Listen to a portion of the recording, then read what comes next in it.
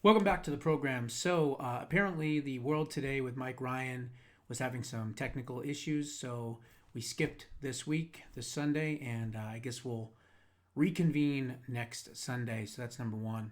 Number two, obviously, there's been some horrific, sad shootings that have taken place in just the last 48 hours. Late last night, Saturday night, we heard about that horrific shooting on the water in North Carolina in Southport, which is a pretty affluent area. And the American Fish Company was shot up just by a guy in a boat. And then he, sped off. But of course, they caught him. And then just today, the church in Michigan, this crazy guy drives his truck into the church, gets out, starts shooting people. And of course, they shot him and killed him. Both accounts were military veterans. Both accounts of military veterans were serving in Iraq or Afghanistan, and they all had PTSD. There's a lot of veterans out there that are sadly struggling with mental health issues. And in the past, they were not able to get the help that they need. Perhaps maybe now with this new VA, maybe they'll be able to get more help. But, a lot of these things were due to mental health issues. And we've got to bring back the mental health locations and places where they can get help. Of course, for these crazies and these trans wackos, they need mental health. They need to be institutionalized. I've already talked about that. But what a sad 48 hours, honestly. But I don't want to break down all the details. You can see that anywhere. So I'm going to get on to stuff that hopefully is a little bit more unique for here. First thing I want to do is talk about Sunday morning futures with, the weaponization, commander. He's not really a czar, but he's like President Trump's, commander basically for all of it. What is he called? Former Intel chairman Devin Nunes. So what is he to Trump now? He's basically, I don't know, his number one go-to person when it comes to intelligence and stuff like that, because he trusts him. So this was him with Maria today, and we'll play this out. It's about a minute or so, and then we'll talk about some of the things that he was talking about and expand on them on James Comey. Welcome back. We continue to look at the indictment of former FBI Director Jim Comey for making false statements and obstruction of Congress. Joining me now with more on all of this is the man who first exposed the entire Russia lie some 7 years ago. Former California Congressman and Chairman of Intelligence Committee Devin Nunes, who is now the Chairman of the President's Intelligence Advisory Board, as well as Trump Media CEO. Devin, thanks very much for being here this morning. Give us your reaction to the indictment of Jim Comey. I think Comey should consider himself lucky, Maria. Number one, that he wasn't treated like Roger Stone was treated, who had a very similar charge where they actually raided his home at 6 a.m., drug him out. And that was before they had actually called the CNN cameras so that they could go and get it all on camera. So that didn't happen to him. Secondly, what also didn't happen to him is what happened to General Flynn, where Comey himself admitted that they ambushed Flynn in the White House, charged him on very similar charges, even though the FBI agents themselves said that they didn't believe that Flynn had lied. And oh, by the way, that information had leaked out on General Flynn, that they then misled the American public about what actually General Flynn said. So, look, Comey has long been a liar, a leaker. He's dishonest. He ruined the FBI. And I would just lastly say this about this indictment is he's also going to be very lucky if there's not a superseding indictment. But I'd say most importantly, he will be lucky if there is not a grand conspiracy charge brought, which is really what should be brought against probably about 24 characters in the United States over the last 7-8 years. So that's what I want to talk about, the conspiracy charge. Will that come, and what does that mean, the conspiracy charge? Because one thing I love about Maria is she's no nonsense. She asks the questions that everyone, before she asks them, you're hoping that she asks them. So I do like that about her. John Ratcliffe also brought that up to me, saying the statute of limitations does not apply if it's a conspiracy that's still going on. Yeah, that's right. And so when you go back and look at this at 50,000 feet, what are we really talking about here? What actually happened that they were all involved in? It all goes back to really one thing, and that was that there were 30,000 emails that Clinton had that Clinton was worried would come out before the 2016 election, and then if those came out, it would make her unelectable. That's what this is all about. Everything goes back to that. And then what happened is that Comey and company and all of them got involved in the so-called Clinton plan, which, if you remember, the Clinton plan was to do what? To say that the Trump campaign was colluding with the Russians, and that's how the emails got out. It's all true. That's all happened. That's like the quintessential definition of conspiracy. And there it is in a nutshell. Now, I want to kind of expand on this a little bit more. One of the things that Devin Nunes said was that it's a miracle that he's only faced 2 charges. I agree. I think he's going to face a lot more than the 2 that he is now facing. And the reason is very simple. Because he was there for a very long time, number one. And number 2, he was one of the main henchmen that weaponized the FBI. I mean, of course, along with James Clapper and John Brennan and others, and Peter McCabe and others. But really, it was him. He was the one. And, you know, President Trump was new. President Trump didn't know that much, didn't know everybody in Washington, you know, was new to politics. Here he is, president-elect. And they took advantage of that. And they thought, well, he won, so let's punish the American people by punishing the president-elect. And that's pretty much what happened. But here are some lies that he has told, outright lies. And more importantly, these are some things that, quite frankly, I think he could be in more trouble for.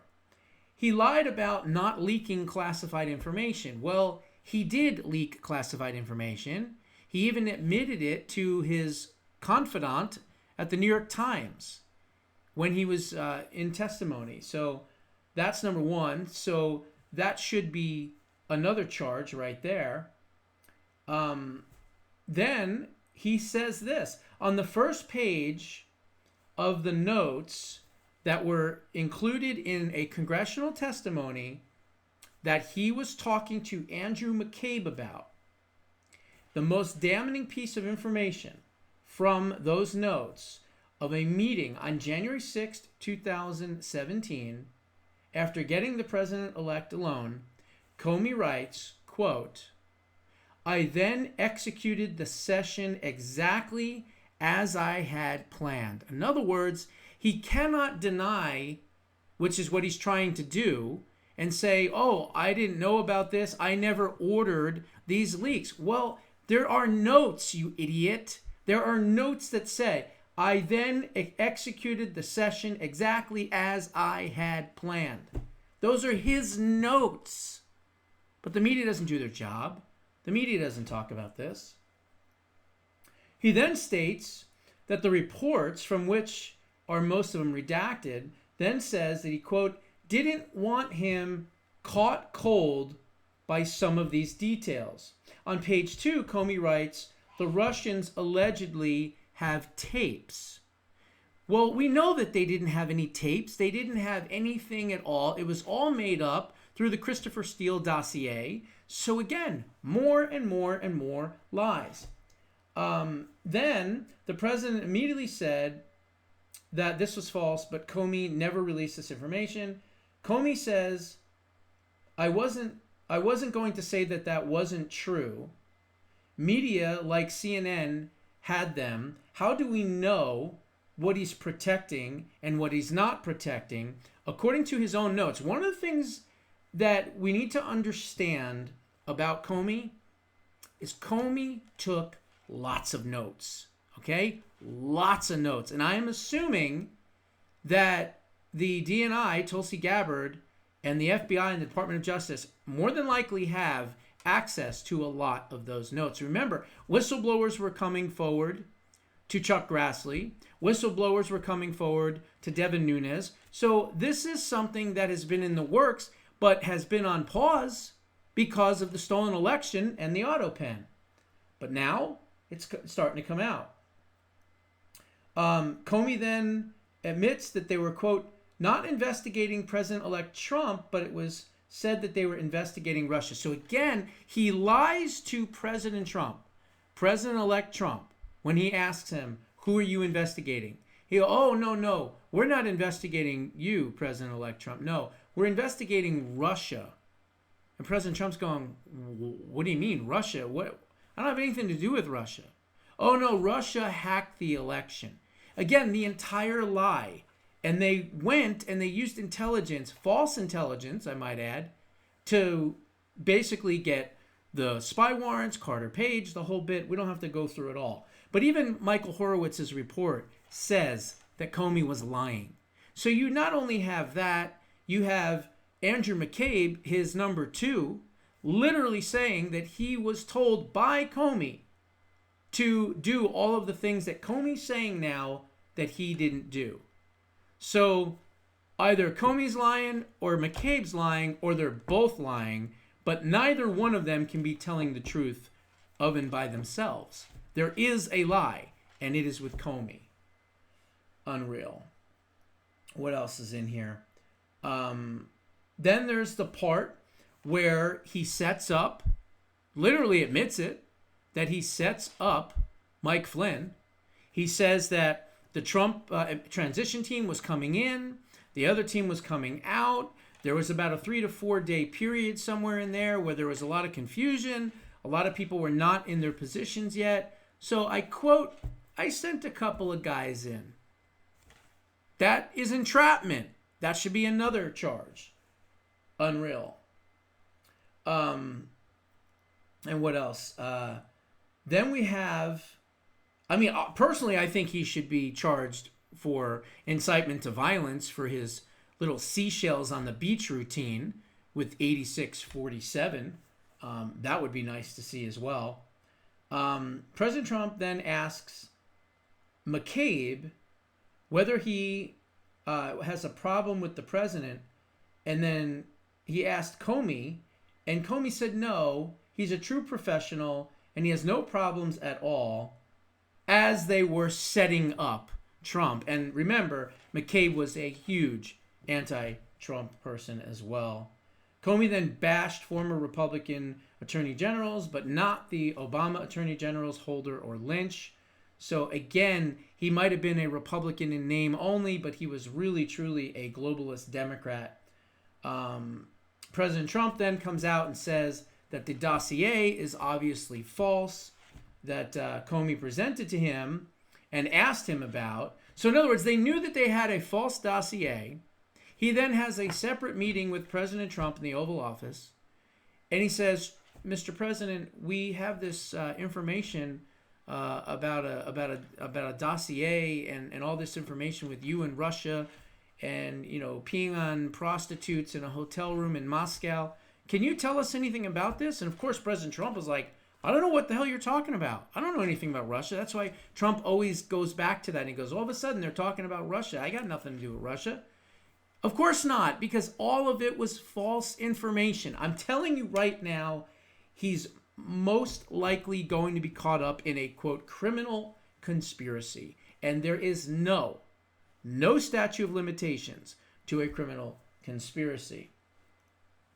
Then, what else does it say in here? Comey says that Barack Obama wanted competence and independence and didn't want the FBI involved in what they were doing. So that doesn't make any sense because Obama's the one that ordered it. Comey then goes to the White House on numerous occasions and is now suspected as following Obama's orders. Also, Obama's entire administration was completely corrupt. We already know that.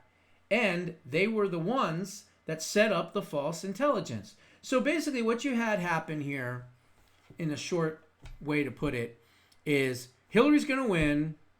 Uh-oh, Hillary doesn't win. We need a backup plan. Let's just make sure, come up with this false intelligence coming from the top, from Barack Obama, ordering his intelligence community to come up with fake intelligence to try to frame President Trump, to kind of handicap his first administration spy on the campaign, all that good stuff, and try to stop him and eventually try to frame him, which we saw, steal an election from him, and then try to put him in jail for the rest of his life. These people need to pay and pay dearly, okay? They truly need to pay dearly. We also know that he changed some of those 302 reports as well. And not only did he do that, but he told McCabe and Strzok to do it as well. So again, these are all the things. Right now, Comey is sitting on 2 charges. But I'm telling you, as this turns into a criminal conspiracy, and all the information and all the lies and all the things that Comey did, he's going to have more charges. Okay? I'm pretty confident of that. So we'll see what happens. But Comey is an absolute liar. He's a scumbag. And, you know, that's exactly what he was and still is to this day. They're still lying. He wrote a book about his lies. And, man, he needs to go to jail. But you know what? It's not just him. Now, Christopher Wray is going to be indicted. In my opinion, I would say in the next month and a half to 2 months, probably, Christopher Wray will be indicted. Why? Well, because he testified to Congressman Andy Biggs in a House Judiciary hearing that he did not know if there were, quote, any FBI agents involved in January 6th. Well, yeah, of course there were. It's ridiculous to think that there wasn't. I mean, I can't even tell you how many times we have pointed out different times that there were. But now to find out that there was 274, I remember talking about it and saying, well, I'm pretty sure there was about 35 to 40.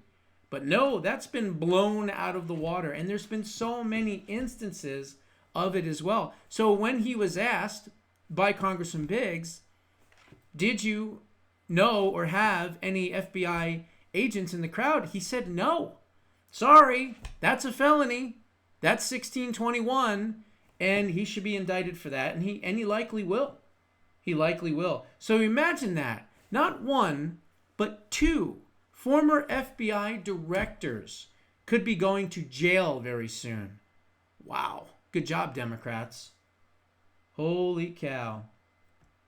So real quick, let's talk about some of the FBI agents. We already know about Wray'S, right? That's the most famous one. We've all heard about him. We've also seen so many of them taken off of the FBI's most wanted list after they got arrested. Typically what happens when they do get arrested and they are, quote, informants or, you know, high-value targets that are in the crowd, that are working in the crowd, they get arrested with the other people to make it look like that they're part of the crowd, but they're not. Then they get removed from the lists, and that's when the internet sleuths come out and the investigative journalists come out and they go, whoa, wait a minute. How come that person was arrested? Why aren't they on the list? Aha, because they're feds. That's why. So let's see. We know, again, they said 274. Who knows? Maybe it's even more than that.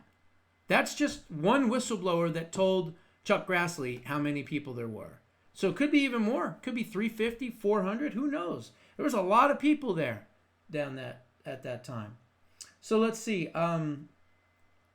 The FBI, we know, infiltrated the Proud Boys, and their informant exonerated the Proud Boys of any conspiracy because there are notes and text messages. You probably remember, I did the story a couple of years ago.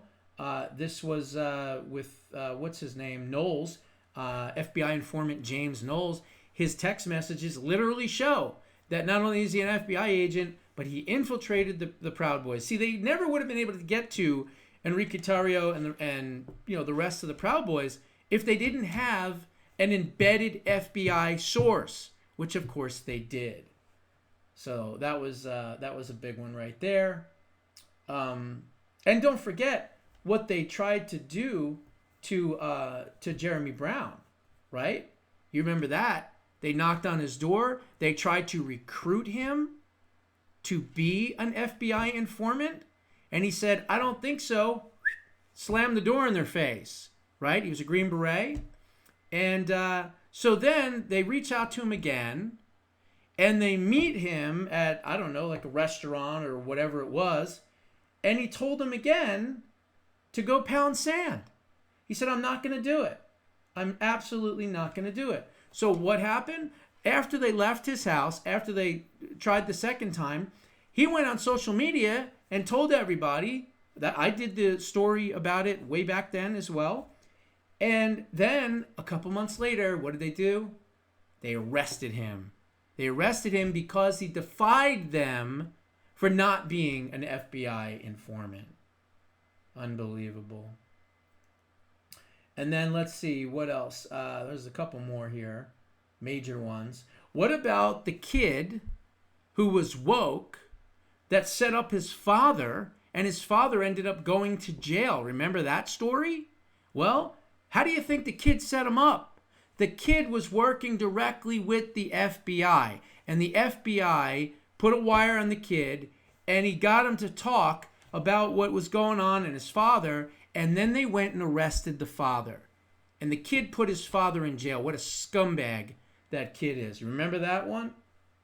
So that was that as well.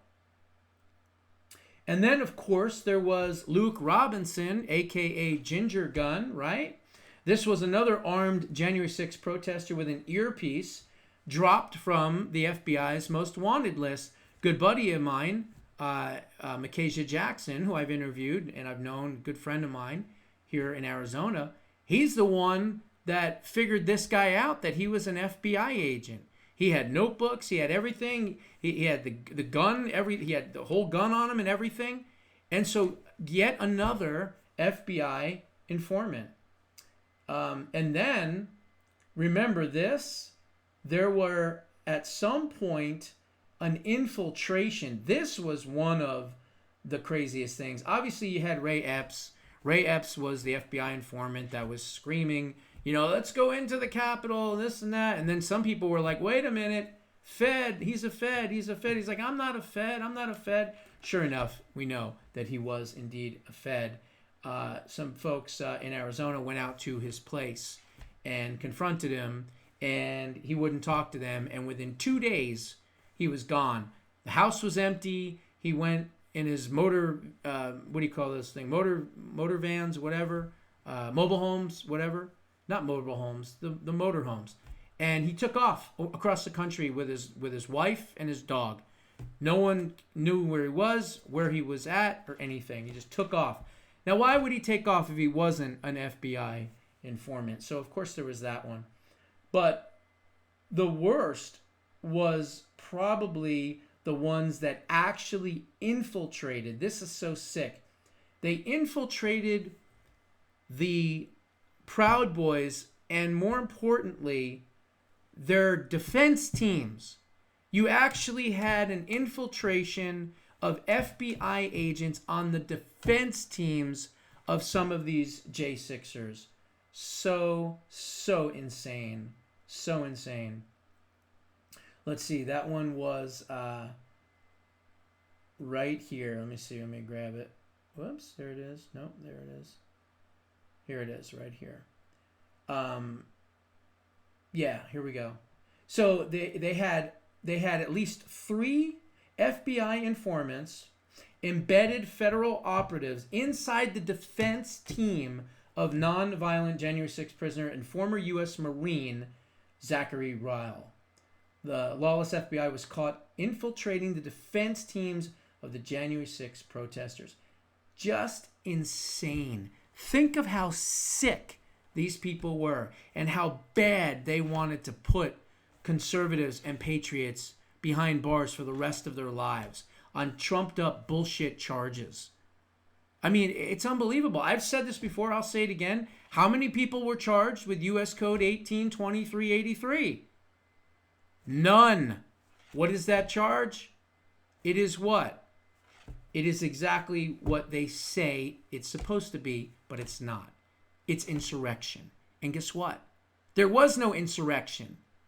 And if there was an insurrection, I don't know, perhaps maybe they would have charged at least one person with that code, which is insurrection, but none of them were charged with it. No, instead it was impeding the flow of a judicial proceeding.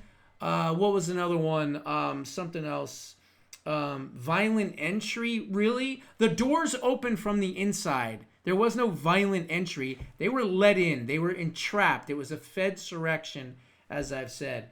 But also, no, these folks were in this situation peacefully, patriotically, and they were redressing their government, which they are allowed to do. But of course, the people that stole the election on November 3rd, 2020, well, they had to make sure that it was not going to be undone, number one. And number two, they knew that there was going to be some members of Congress with enough balls to actually contest the election and send it back to the states, which would have then given President Trump the ability to win the election because there was more Republican legislatures than there were Democrat Party legislatures. But of course, they needed a backup plan, which was what? The Fedsurrection.